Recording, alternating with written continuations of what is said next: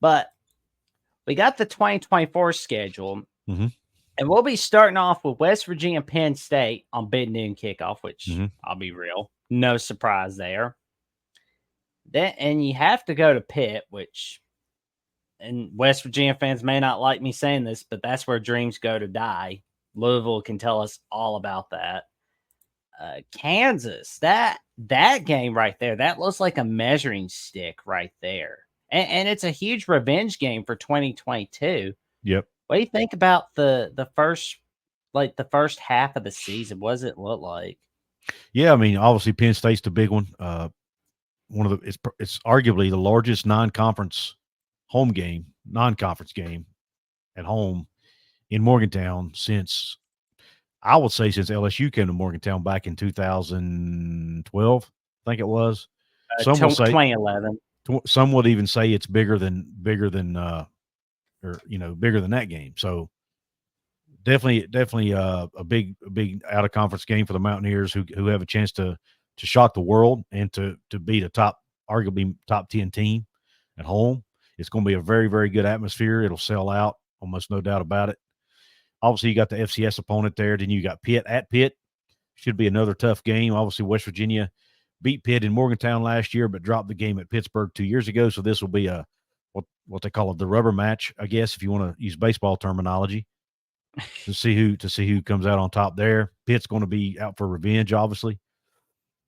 And then Kansas, you said it good. It'll be a measuring stick game a little bit. A lot of people are picking Kansas to win the Big 12 or at least be one of those teams that have a shot. Assuming Jalen Daniels will be healthy, it'll be a tough matchup. Kansas beat West Virginia in Morgantown 2 years ago in overtime. I was at that game. I saw it happen in person. Not a pretty sight to see. So hopefully West Virginia can use that as motivation. But yeah, I mean, it'll be a chance for them to get the Big 12 conference play off on the right, off to a good start. Hopefully. Well, now look at that October slate.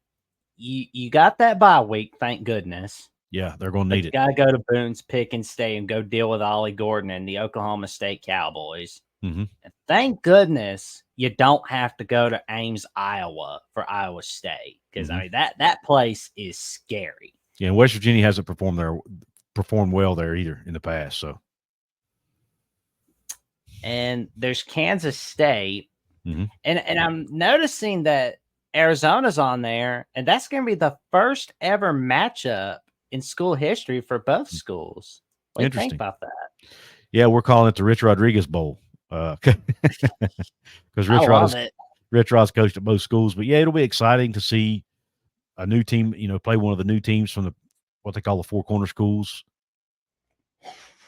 The only one on the schedule for West Virginia this year. And unfortunately, it is on the road, but they do get a bye week after that. But I mean, you look at that 4-game stretch there.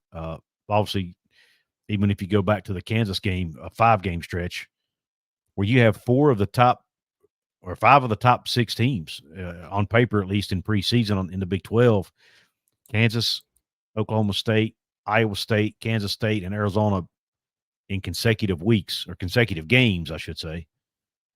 I would venture to say that might be one of the hardest stretches of play in the Big 12 this year for anybody. It's not going to be easy. Fortunately, 3 of the 5 are at home, but still not going to be an easy stretch. No, it won't be. But that November stretch certainly is because, I mean, yeah, you got to go to Cincinnati, but this isn't Luke Fickell, Brian Kelly Cincinnati we're talking about here. This is Scott Satterfield Cincinnati. And Baylor, we don't know what is happening with Dave Aranda and the bare necessities. Mm-hmm. Then you got Central Florida coming to Morgantown. I mean, the bounce house didn't scare off the Mountaineers. What makes anybody think that Central Florida is going to scare West Virginia? They're not.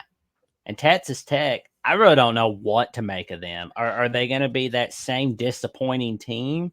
Or are they going to prove everybody wrong? Yeah, I mean, obviously I think Cincinnati will be better than last year, but I still think it should be a win for the Mountaineers.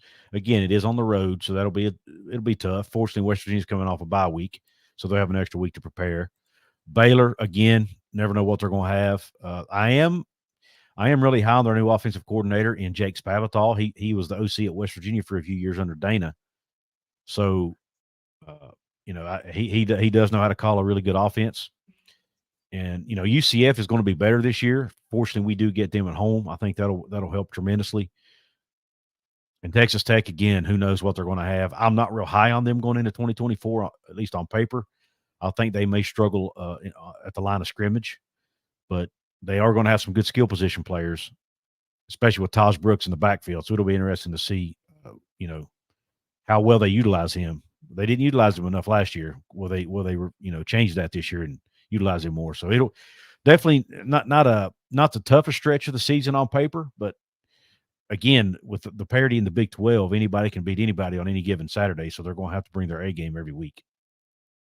And that's what I love about the Big 12. You never really know who's going to win that conference.